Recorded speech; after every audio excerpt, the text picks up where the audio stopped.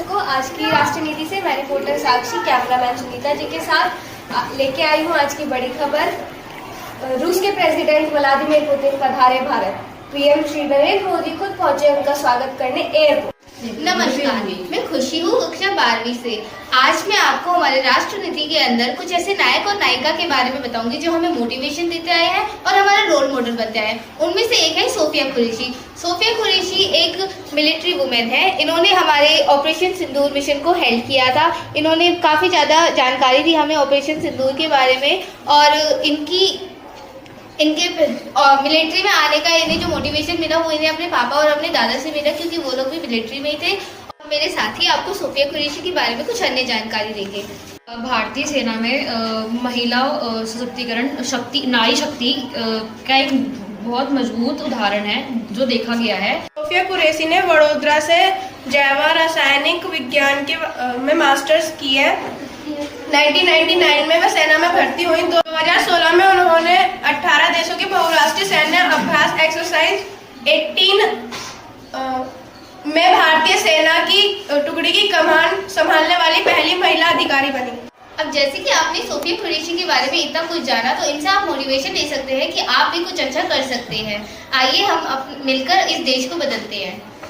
ये मेरा group number 2 है। आज हम देश की प्रथम महिला प्रधानमंत्री के बारे में बताने जा रहे हैं। इंदिरा गांधी का जन्म 19 नवंबर 1917 के इलाहाबाद उत्तर प्रदेश में हुआ था। इनका पूरा नाम इंदिरा प्रियदर्शनी गांधी था।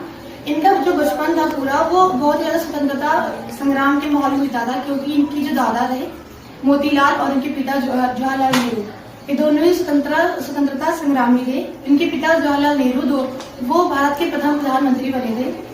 इन्होंने अपनी आधी शिक्षा भारत के इलाहाबाद से पूरी की थी और आगे की शिक्षा इन्होंने स्विट्जरलैंड के सोमरविला कॉलेज से की थी। इंदिरा गांधी की राजनीतिक सफलता 1938 में भारतीय राष्ट्रीय कांग्रेस में जुड़ी। 1966 में शास्त्री जी की मृत्यु के बाद इंदिरा गांधी प्रथम महिला प्रधानमंत्री बनी। 1975 में इंदिरा गांधी ने भारत में आपातकालीन लगाया। जी के बारे में मैं कुछ सफल कार्य बताने जा रही हूँ। जैसे कि 1969 में उन्होंने भारतीय अंतरिक्ष अनुसंधान संगठन ISRO की स्थापना की, जिसने देश की वैज्ञानिक विकास को गति दी। और 1974 में भारत में पहली बार परमाणु परीक्षण की। नमस्कार सभी को, मैं कक्षा 12वीं की छात्रा संध्या और मेरे साथ मेरी साथी नूतन है। और आज हम आपको एक महिला क्रिकेटर के बारे में बताना चाहते हैं, जिससे आप सभी प्रसिद्ध होंगे आफ्टर वर्ल्ड कप के महिला वर्ल्ड कप के बाद। आज हम बात करने वाले हैं स्मृति मंधाना के बारे में, जो एक बहुत प्रसिद्ध महिला क्रिकेटर है जिन्होंने अंतर्राष्ट्रीय खेल खेला है, और वो अपने खेल के क्रिकेट के टेक्निक के वजह से काफ़ी प्रसिद्ध है। उनका जन्म 18 जुलाई 1996 में हुआ था एंड वो महाराष्ट्र के रहने वाली है। वो सांगली में पली बढ़ी है।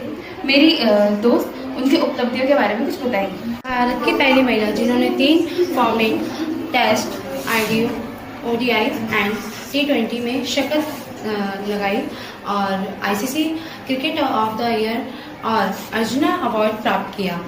IPL और 2020 में RCB को पहली बार खिताब दिलाया।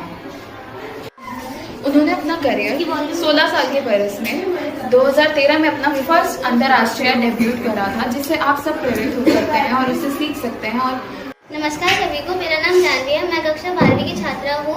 मैं आज आपको नीरज चोपड़ा के बचपन के बारे में बताना चाहती हूँ। नीरज चोपड़ा का जन्म हरियाणा के पानीपत के जिले खंडरा गांव में हुआ था।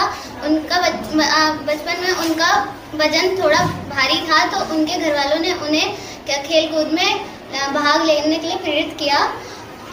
शुरू में उन्होंने सिर्फ अपनी फिटनेस के लिए खेलना शुरू किया, और जेवलिन थ्रो में उनकी रुचि इसलिए प्रेरित हुई क्योंकि उन्होंने अपने गांव के मैदान में खिलाड़ियों को भाला फेंकते हुए देखा। नीरज चोपड़ा ने बचपन में मोटापे की समस्या से लड़ते हुए खेल की और शुरुआत करी थी। शुरू में उनके पास सही सुविधाएं और परीक्षण नहीं था, लेकिन फिर भी उन्होंने अपनी मेहनत नहीं छोड़ी थी।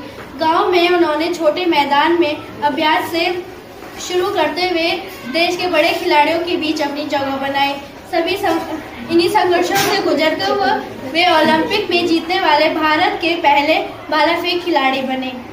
नीरज चोपड़ा भारत के पहले एथलीट पेरिस 2024 के विजेता रहे हैं। उन्होंने विश्व जूनियर चैंपियनशिप में 2016 में गोल्ड मेडल की प्राप्ति करी और U20 में अपना वर्ल्ड रिकॉर्ड भी बनाया, जिसके चलते उन्हें कई पुरस्कारों से सम्मानित किया गया, जैसे